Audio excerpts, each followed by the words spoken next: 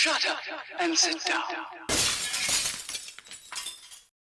Hello folks, Colin here, Festa67's workshop, and welcome to issue 9 of the iconic Ford Falcon XB GT in 1/8 scale from our good old mates up at Hachette.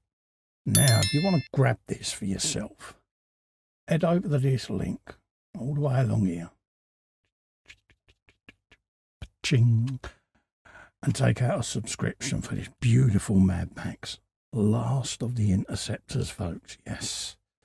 So let's have a scoop through the magazine and see what we got today. Right, we're on stage 9, front right wheel brakes and hub. There's all the bits we're going to have, so we'll get them lined up in a moment so we can start a bit of that. Nice easy instructions to follow, folks. You can't go wrong. It is so clear on this, all highlighted what you need. You're going to grab your wheel that we built in a previous issue and get that on the bench so that we can attach all of these gubbins to it, okay, and then we can keep it nice and safe. That's what you're going to end up with at the end of this issue, folks, okay. I tend to keep all of these in the bag when the wheels are done, just keeps them nice and safe, okay. We've then got the history of the Ford Falcon there with some retro adverts there. Our times have changed. Loads of different data files, background information on the Falcon, all the different bits and pieces to do with it. And then a scene there from Dumb and Dumber. Don't know why, but it's in there. Loads of facts, so give them a read, folks. So that's the magazine done.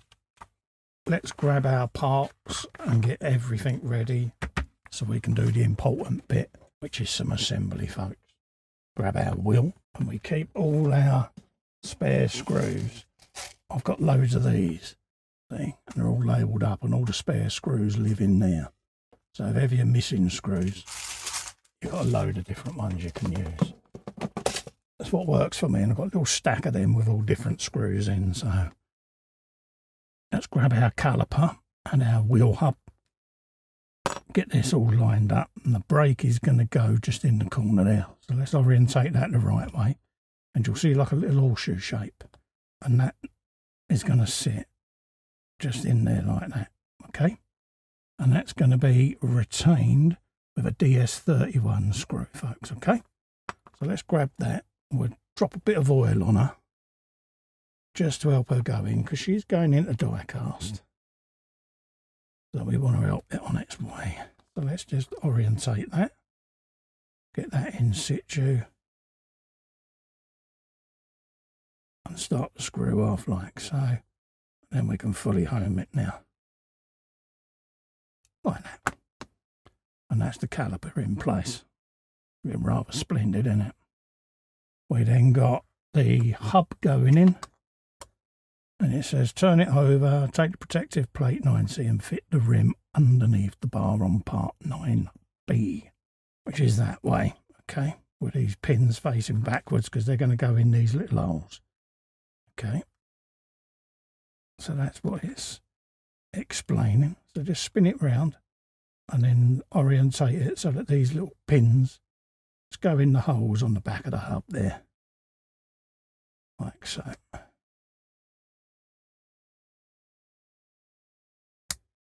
Go. Nice resounding click, and as you can see, you've still got your silver screw head just poking through that tiny little hole in there. Just lines that all up like that, okay. So that's what you want. You're then going to lower your disc brake in, same procedure, just tilt it in like so and give it a slide like that, okay. Now I'm going to come back and I'm going to dress these discs up because they do need a coat of paint. And what I mean by that is I shall get rid of all these ejector pin marks by giving the plastic a scrape. Get rid of all of them. And then we can come back with a sanding stick. And then we can paint these silver, okay? Because I think it will look better. All right, let's add a little bit of weathered steel painted on it. So we can pop that into place now.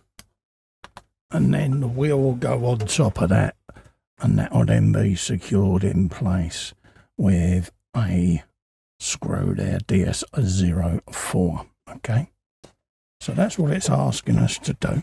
So let's just get that in situ.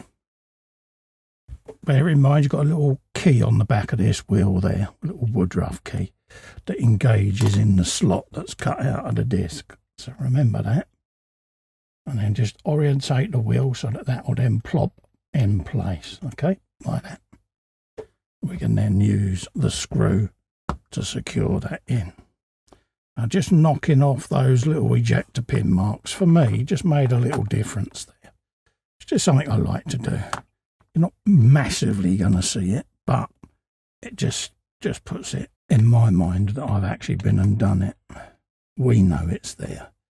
Now I'll possibly come back and lighten the discs. I'll see what I think later on, but that just lets you see that there is something behind there. Okay, we can fully tighten that screw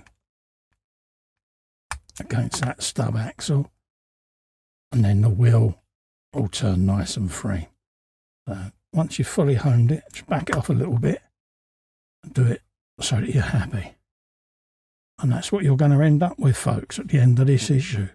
Your front wheel and tyre with the hub and the brake assembly in place. Later on, we can go in and we can put brake lines in and things like that just to detail this up, okay? So in the meantime, if you want to grab this for yourself, head over to this link here.